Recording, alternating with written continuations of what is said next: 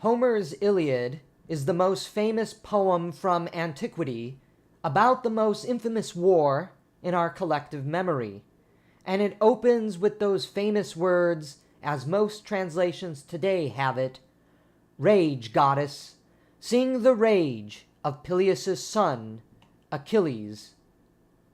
Simone Weil, in 1940, published her magnificent essay, The Iliad, a Poem of Force. It is hard to know when she started reflecting on Homer's masterpiece, but most scholars today agree that it was obviously influenced by the traumatic experience of the French Republic in the spring and summer of 1940, when one of the most powerful nations in the world was overrun by the forces of darkness in just under 2 months. They wrote that the main subject of the Iliad was force. Force, she described in a very Augustinian manner, was that which, quote, makes the person subject to it in a thing, end quote. Hauntingly brilliant, Weil explains that force is the power that objectifies the person and strips them of their dignity, their freedom, and most importantly, their subjectivity, which is the basis of their dignity and freedom. The Iliad certainly does have violent force coursing through its pages. As Bernard Knox, the great classicist, wrote, "The Iliad accepts violence as a permanent factor in human life, and accepts it without sentimentality." From the very onset of the poem, Agamemnon holds Chryseis captive and only frees her after the god Apollo sends a plague upon the Greek army. Agamemnon, the petty tyrant that he is, then steals Briseis from Achilles and causes the handsome warrior to sulk in his tent.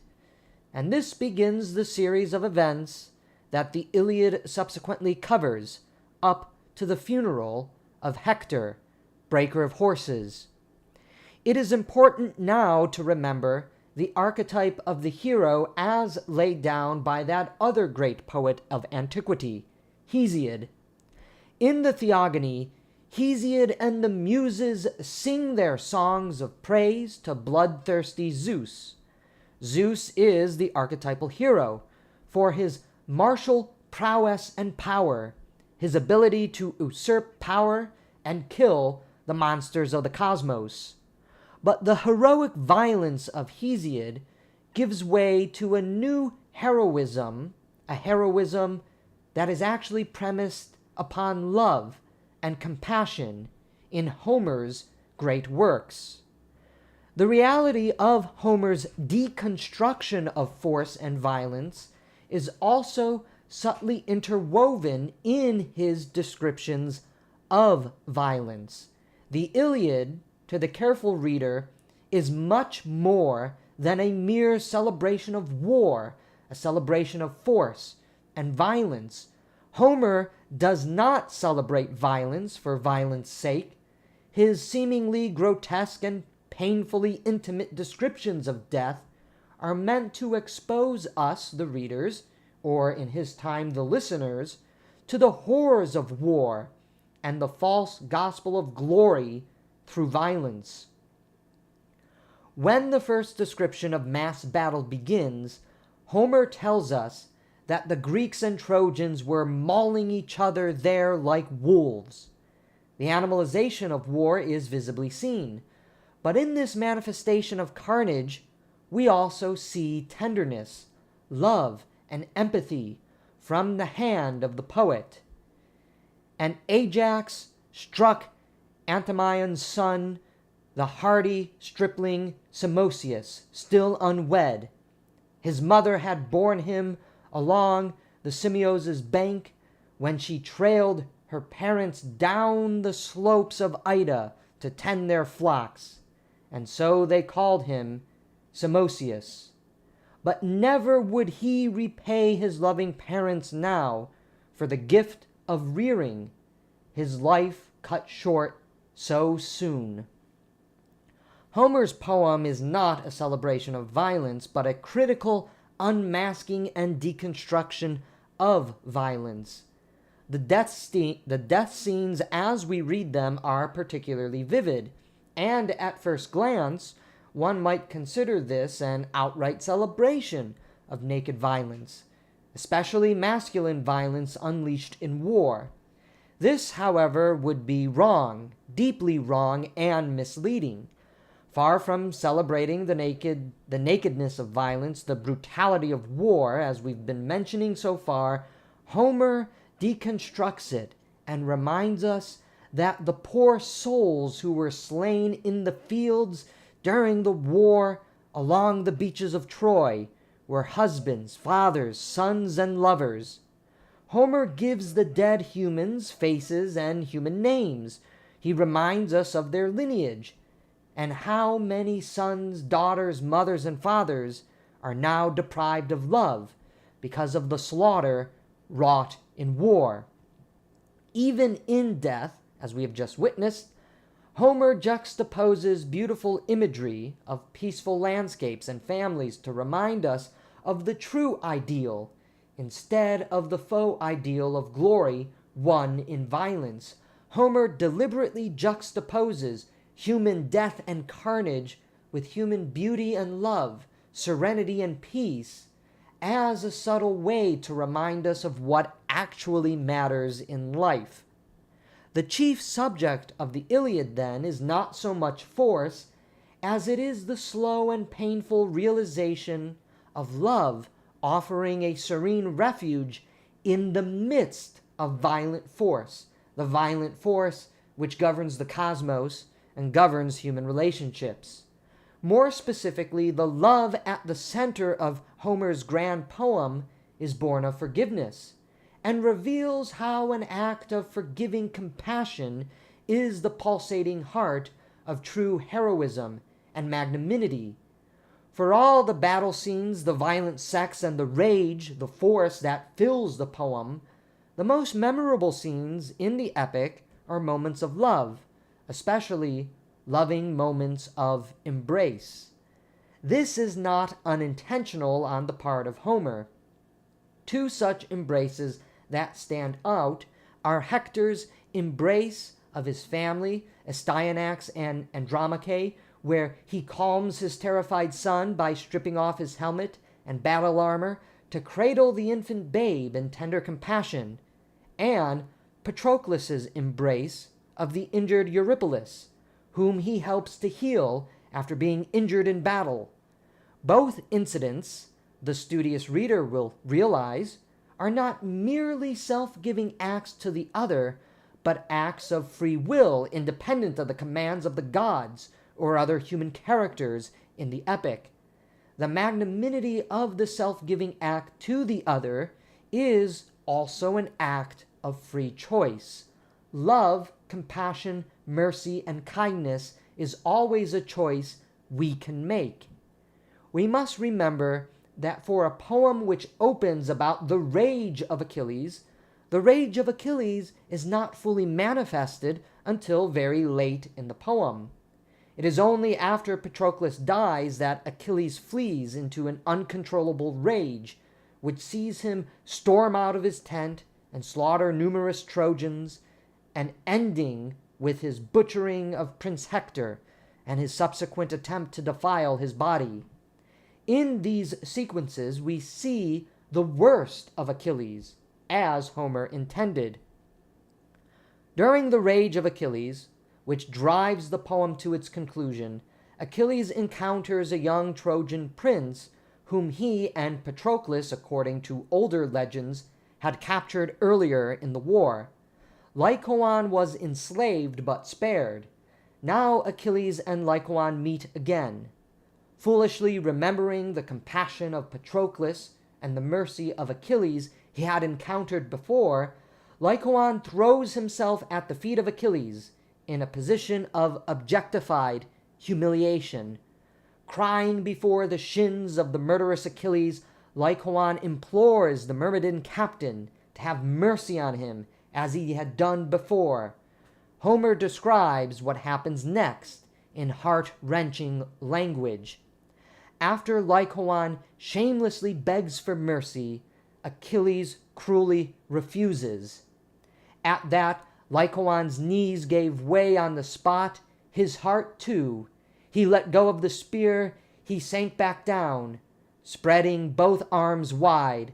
Drawing his sharp sword, Achilles struck his collarbone just beside the neck, and the two-edged blade drove home, plunging to the hilt, and down on the ground he sprawled, stretched face first, and dark blood pouring out of him drenched the earth. Lycoon is piteously slaughtered here, and then Achilles vows to wipe out the seed of Priam from the face of the earth. Afterwards, as we know, Achilles and Hector duel, with Achilles killing the great Trojan prince. We have just witnessed the Homeric cosmos become consumed in rage and war, of that force which Simone Weil wrote so eloquently about, ending in dark bloodshed staining the fertile lands of the earth. With Hector dead, Priam's love for his son compels him to venture to the tent of Achilles to ransom the return of his beloved son and Prince of Troy for proper funeral rites. So the monumental epic now reaches its most emotional and tearful conclusion. The Iliad does not end with the burning of Troy, the death of Achilles, or the flight of Aeneas to Lavinian shores. Despite this, the ending of the Iliad is so perfect and powerful because we witness the purpose of the poem, the metamorphosis of Achilles from rageful and hateful killer to a forgiving lover and compassionate hero in the model of his friend Patroclus. It is in the tent of Achilles, with Priam begging the return of Hector's body, that the whole cosmic movement of the poem is made manifest to us. And in this moment, we witness what Homer considers the truest and grandest act of heroism, compassion in the form of forgiveness. Priam throws himself at the feet of Achilles, just as Lycoon had done earlier. Here we witness a recapitulation of a familiar image to us. A helpless Trojan, shamelessly and helplessly tossing himself at the feet of murderous Achilles and begging for mercy, for compassion. We also know that Achilles has vowed to wipe out the seed of Priam, and what better way to make good on this vow than to kill the father of the entire royal line, here and now. Instead of killing Priam, as we would expect without any knowledge of the story, Achilles lifts up the Trojan king, and, remembering the love of Peleus sparked by the weeping Priam, embraces the king of Troy in a moment of love. The two men weep together in an image of tender embrace. This tender embrace, moved by compassion, brings peace. Achilles hands over the body of Hector, and a temporary truce is announced. The city at war gives way to the city at peace. The cosmos at war gives way to the cosmos at peace. Here, we once more see the free choice in the midst of that self-giving embrace of love. Zeus had only demanded the return of the body of Hector. The embrace of Achilles and Priam goes far beyond the will of the gods. Achilles weeps with Priam in a shared moment of love between the two bitter enemies. Moreover, the embrace of the two men leads to a brief truce between the Greeks and the Trojans. None of this was ever stipulated by Zeus according to Homer in the poem. Achilles embraces Priam in love, in a free choice of love, and offers him a truce on his own account. At the end of the Iliad, we witness how an act of forgiveness heals the shattered world torn by hate, rage, war, the force that brings death and destruction. The poem ends so perfectly, even if we know, as the listeners of the poem during antiquity would have known, that Troy is still to be burned and many more of our heroes slain, Homer does not bother to tell us these details, not because he took them for granted, but because that was not the purpose of his poem. The message that Homer lays bare for us is the power and heroism of forgiveness, and how forgiveness brings peace to the world and saves it from further death and destruction. The magnanimity of forgiveness reveals forgiveness to be the ultimate expression of heroism. After all, the final act, by the poem's central hero, is an act of forgiveness rather than an act of martial prowess and power. Furthermore, Homer's epic exposes the capriciousness and the injustice of the gods. Homer does not locate the heart of justice with the cold gods of Olympus, as nearly all the human characters do in the poem through their prayers and invocations to the gods, but in the agency and the heart of human beings. The true nobility and justice of Achilles is in his free act of forgiveness extended to Priam, which brings peace, a temporary peace to be sure, but peace nonetheless to war-torn Ilium and Troy at the conclusion of the poem. Homer's love is a humanistic love. It is a love grounded in forgiveness directed to the other, and not in rage and force directed at the humiliation and subjugation and destruction of the other. The love that Homer sings is a love that reconciles, not a love that sours into rage because of deprivation, but it is a love that brings reconciliation and the possibility of friendship between enemies, as the scholar Peter Arensdorf has written concerning that great ending here in the Iliad. Homer brings the near 3,000-year creative enterprise in the Western cultural and literary artistic tradition to its origin point, to what all Western culture, art, and literature that we find, say, in the writings of Augustine, Dante, Shakespeare, Dumas, Austen, Tolstoy, and so many others, not to mention the music of Beethoven, Mozart, and Wagner, all stand in the shadow of what Homer began. Through the muck and the mud, through rage, death, and destruction, through force, humiliation, pain, and death, love offers us the possibility to experience forgiveness, to experience love, to experience peace in a world governed by force, violence, and war, but that force, violence, and war is not all that there is. Love is very much part of human existence and the cosmos we reside in, and that is more important than the force, violence, and war of Hesiod's cosmos, the force, violence, and war that destroyed Troy. Homer's monumental epic is a grueling pilgrimage through storm, trial, and strife. It is an epic pilgrimage through bloodshed, horror, and war. The end of the Iliad, however, is peace, a peace brought about by that most heroic act of compassionate forgiveness. As the poem comes to an end, Troy still stands, and peace between bitter enemies is where Homer leaves us. Rather than fall back into the rage and hatred that has killed so many, Homer leaves us the message that compassion and forgiveness, and how they are intertwined, are the cornerstones on which a new world can be built.